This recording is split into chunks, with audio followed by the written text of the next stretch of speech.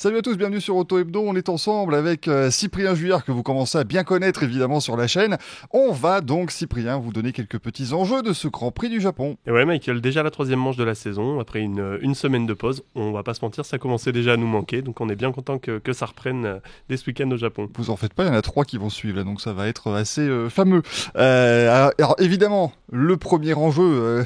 que peut-il être d'autre que Yuki Tsunoda et Liam Lawson qui ont donc échangé leur baquet. L'un, Yuki Tsunoda part chez Red Bull, l'autre, Liam Lawson, part chez Racing Bulls. Rapidement, Cyprien, qu'est-ce qu'on peut attendre en fait justement de chacun sur ce troisième Grand Prix de la saison? Mais Yuki Tsunoda, on va attendre de voir s'il est capable de faire mieux que Liam Lawson, parce que virer au bout de 2 courses, c'est très dur. Ces 2 premiers week-ends ont été cata, donc est-ce que Tsunoda va pouvoir faire mieux? Est-ce que c'est la Red Bull le problème? Et à ce moment-là, ça excuserait un peu les débuts très difficiles de Lawson. Je pense que Tsunoda a un peu plus d'expérience. Il a l'air déjà d'être plus à l'aise dans la voiture, en tout cas de ce qu'il a pu en voir au simulateur. Donc on va attendre de lui déjà de pouvoir le juger, en fait, de pouvoir avoir un peu une première échelle d'où il se situe, afin de voir, comme je le disais, si le problème vient du pilote ou de la voiture.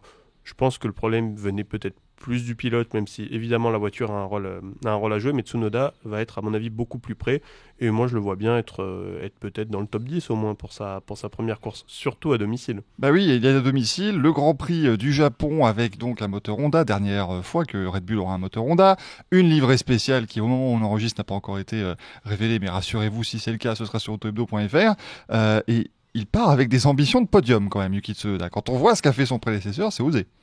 C'est osé, mais je pense qu'il a raison d'être ambitieux. Et puis, franchement, l'histoire serait magnifique. Tu l'as dit, dernière année d'Honda, son premier Grand Prix chez Red Bull, avec une livrée aux couleurs du Japon, chez lui. Enfin, franchement, ce serait magnifique. Ce serait magnifique, mais ce serait d'autant plus dur pour Lawson. Moi, je pense que si Tsunoda claque un podium dès sa première course, pour Lawson, c'est très mauvais signe. Même chez Racing Bulls, là, pour le coup. Hein. Ouais, là, ça va être dur pour lui, dur à encaisser. Donc, mais il faut le souhaiter à Tsunoda, parce que c'est un pilote qui a attendu sa chance pendant quand même 4 saisons. On pensait qu'il l'aurait jamais. Honnêtement, on pensait que là, il allait faire sa dernière saison chez Racing Bulls, et puis dégager en fin d'année, laisser la place à un jeune, sûrement à Arvid Lindblad, pardon.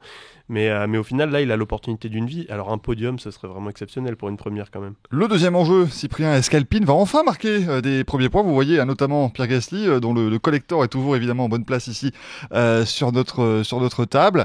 Bon voilà, l'écurie française, 2 premiers Grands Prix, pas de points marqués. Gasly qui avait terminé 11e en Chine aurait pu en marquer grâce aux doubles disqualifications de chez Ferrari, mais malheureusement, il a été disqualifié également. Ouais, là ça fait beaucoup quand même pour Alpine. Bon, déjà Alpine a depuis le début de la saison un seul pilote, mais ce qui est plutôt normal, puisque Jack Doohan débute, donc évidemment comme les autres rookies, c'est assez logique qu'il soit un peu en retrait par rapport à son coéquipier.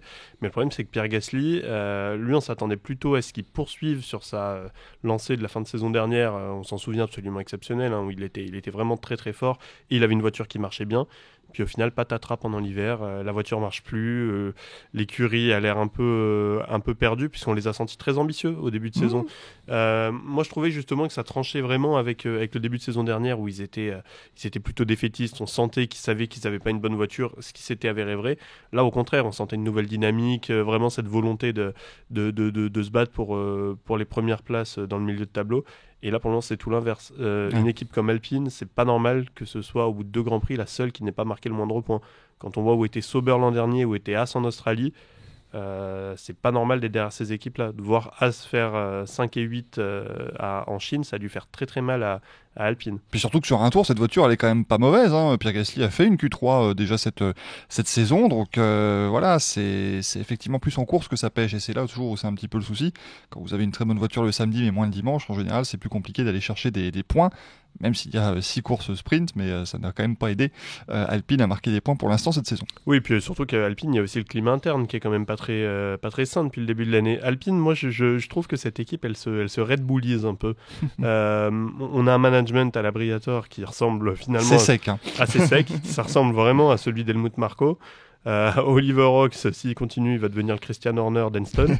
Ouais, il s'affirme de plus en plus, Oliver Rocks. C'est pas mal, mais on pensait un peu, sans lui manquer de respect, qu'il allait être mangé un peu. Mangé, voilà, que ça allait être plutôt Briator qui allait être le vrai patron de cette équipe. On sent qu'Oliver Rocks s'affirme, comme tu l'as dit. On sent qu'il a de l'expérience. Hein, il a mené high-tech pendant des années. Donc c'est vrai que cette équipe, avec tous ces pilotes de réserve, cette situation de douane qui est toujours pas très claire, on sait pas s'il va rester, combien de temps, quid de Colapinto, quid des 3 autres réservistes. donc c'est vrai que cette équipe, pour moi, elle se Red Bullise, mais plutôt en prenant les mauvais côtés de Red Bull. Donc attention, il faut quand même garder de la stabilité. Et puis surtout essayer de tirer dans la bonne direction et de garder des pilotes motivés. Puisque Pierre Gasly, je pense que si ça continue, lui aussi, il va commencer à regarder ailleurs ce qui peut se passer. Pourquoi pas chez Cadillac ou ailleurs. Et enfin Cyprien, la lutte pour le championnat qui se confirme peut-être entre les deux pilotes McLaren. Alors pour l'instant, ils ne sont pas premiers et deuxièmes du championnat, mais c'est surtout dû évidemment au mauvais résultat d'Oscar Piastri en Australie. Mais l'Australien a remporté le Grand Prix de Chine. Est-ce que l'un des deux va prendre l'avantage Qui verrais-tu le plus à l'aise ici sur ce circuit de Suzuka où Piastri a fait des bonnes courses en 2023 et en 2024? Et c'est son premier podium en 2023, donc c'était une belle course des deux McLaren qui avait fini 2e et 3e derrière l'intouchable Verstappen. Au-delà du circuit, je pense que ça va être, j'imagine la saison être un peu comme ça toute l'année, c'est-à-dire d'avoir d'un coup Norris plutôt dominant, puis la semaine suivante Piastri. On l'a vu en Chine, Piastri était plutôt au-dessus. Première pole, c'était quand même très serré. Ça s'est joué des fois sur des petits détails, sur des petites erreurs. En qualif sprint notamment, où Norris fait une petite erreur. Piastri fait pas un tour parfait non plus, mais il termine quand même 2e derrière Hamilton quand Norris est plus loin. Je pense que tous ces petits détails sur un plateau qui est quand même très serré, surtout sur un tour, vont jouer au fil de la saison et ça va être au plus régulier des deux. Piastri, on attend d'en voir plus quand même. On attend d'avoir des garanties. Norris, on les a, les garanties. On les a eu l'an dernier. On a vu un pilote régulier, un pilote capable de gagner avec 25 secondes d'avance. Donc on n'a pas trop de doutes sur sa capacité à être très fort. Petite interrogation sur sa capacité à gérer la pression. Mais bon, il a sûrement aussi progressé l'an dernier avec ça. Piastri, lui, la pression, pour le coup, il ne la subit pas du tout. Elle glisse sur lui. Mais voilà, il est encore jeune. Hein, il n'a que 2 saisons en F1. C'est sa 3e seulement. À voir s'il sera déjà prêt, mais je pense que déjà il sera plus proche que l'an dernier où on sentait un peu l'écart quand même. Il était assez clairement le numéro 2.